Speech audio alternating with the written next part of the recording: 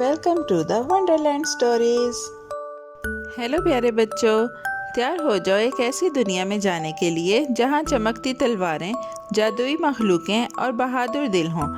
آج کی کہانی ہے امرو اور جادوئی منتر، جو ایک دور کے بادشاہی ملک میں شروع ہوتی ہے جہاں طاقتور بادشاہ حکومت کرتے تھے اور جادوئی جنگیں ہوتی تھیں۔ ان کے بیچ رہتا تھا ایک ہوشیار اور خوش مزاج لڑکا امرو، جو مہموں کو پسند کرتا تھا اور ہمیشہ اپنے دوستوں کی مدد کرتا تھا، ایک بڑی مسکراہٹ اور ایک بڑے دل کے ساتھ۔ اس جادوئی زمین میں شہزادہ حمزہ ایک مضبوط اور نیک دل فوج کی قیادت کرتا تھا۔ ایک روشن صبح اس کی فوج وادی میں گئی تاکہ بادشاہ افراسیاب کے سپاہیوں کا سامنا کرے۔ ان کی چمکتی ہوئی ڈھالیں روشنی میں جگمگا رہی تھیں اور بہادری کے ڈھول زور زور سے بج رہے تھے، مگر دوپہر کے کھانے کے بعد کچھ عجیب ہوا۔ شہزادہ حمزہ کے سپاہی نیند آلود، سست اور کمزور محسوس کرنے لگے۔ یہ تو عجیب ہے، شہزادہ حمزہ نے آہستہ سے کہا، فکر مند ہو کر ادھر ادھر دیکھا۔ امرو چمکتی آنکھوں اور سوچتی شکل کے ساتھ آگے بڑھا۔ جناب عالی، اس نے نرمی سے کہا، کیا میں تفتیش کر سکتا ہوں؟ کچھ گڑبڑ لگ رہی ہے۔ شہزادے نے اعتماد سے سر ہلایا اور امرو نے جلدی سے اپنا سامان باندھا، اپنی جادوئی چادر کو لہرایا اور محافظوں کو آنکھ ماری اور کیمپ سے چپکے سے نکل پڑا، ایک نرالی تلاش کے لیے تیار۔ مگر امرو اکیلا نہیں تھا، اس کے پاس ایک جادوئی دوست تھا، ایک خوش مزاج جن جس کا نام زبیلے تھا، جس کے کان بڑے، داڑھی نرم اور ہنسی ہوا کے جھنجھنے جیسی تھی۔ چڑھ جاؤ ہیرو، زبیلے نے کہا اور چاندی کے دھوئیں کا ایک گولا بن گیا۔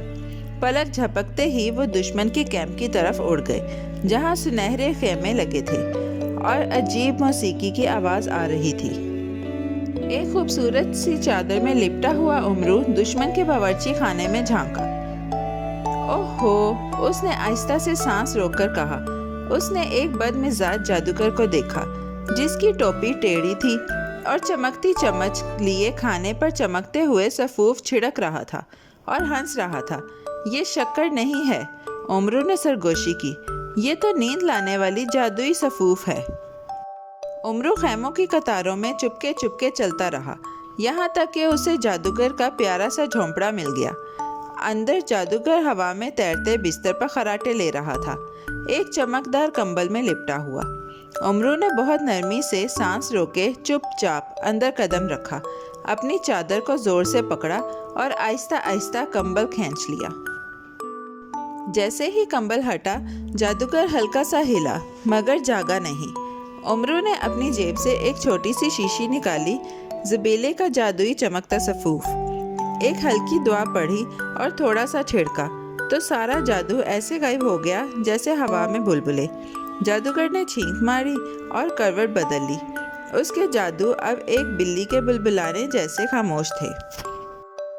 امرو خوشی سے چمکتا ہوا باہر نکلا، اس نے زبیلے کے ساتھ ہوا میں ہاتھ مار کر پانچ دیا اور زور سے کہا، مشکل حل ہو گئی۔ زبیلے ہنسا اور امرو کو شہزادہ حمزہ کے کیمپ میں واپس لے آیا، جہاں سپاہی آنکھیں جھپک رہے تھے اور بازو پھیلا رہے تھے، ہر لمحے کے ساتھ خود کو مضبوط محسوس کر رہے تھے۔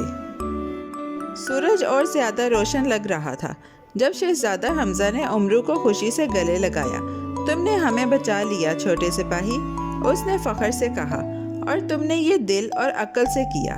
سپاہی تالیاں بجا کر خوشی منانے لگے اور امرو شرما کر اپنے پاؤں کو دیکھنے لگا، ہلکی سی مسکراہٹ کے ساتھ۔ اسی شام انہوں نے خوشیاں بھری دعوت کی، جہاں میٹھے شہد والے کیک اور پھلوں کے رس تھے۔ زبیلے نے ہوا میں چھوٹے چھوٹے آتش بازی کے ستارے بنائے، جو دلوں اور تلواروں کی شکل میں چمک رہے تھے۔ امرو نے نیند والے جادو کی کہانی سنائی اور بتایا کہ مہربانی اور سمجھداری ہی ایک ہیرو کے سب سے بڑے ہتھیار ہوتے ہیں۔ جب رات خاموش ہوئی، امرو نے تاروں کو دیکھا اور آہستہ سے کہا، ایک چھوٹا سا انسان بھی بہت بڑا بدلاؤ لا سکتا ہے۔ زبیلے نے پاس بیٹھے سر ہلایا اور بادل پر لپٹ گیا، اسی لیے تم اتنا چمکتے ہو میرے دوست، جن نے نیند میں سرگوشی کی۔ اور یوں امرو اور جادوئی منتر ایک حیرت بھری کہانی بن گئی، جو ساری بادشاہی میں سنائی گئی۔ ایک ایسے لڑکے کی جو ہیرو بننے کے لیے طاقتور نہیں تھا، بس ایک مہربان دل اور ایک تجسس سے بھرا دماغ رکھتا تھا۔ اور یاد رکھو، بہادر دل اور پیار بھرے الفاظ دنیا کو بہتر بناتے ہیں، بالکل جیسے عمرو نے کیا۔ پیارے بچوں، کیسی لگی آپ کو یہ کہانی؟ ایسی ہی مزیدار کہانیاں سننے کے لیے ہمارے چینل کو لائک، سبسکرائب اور شیئر کرنا مت بھولیے گا۔ Bye bye.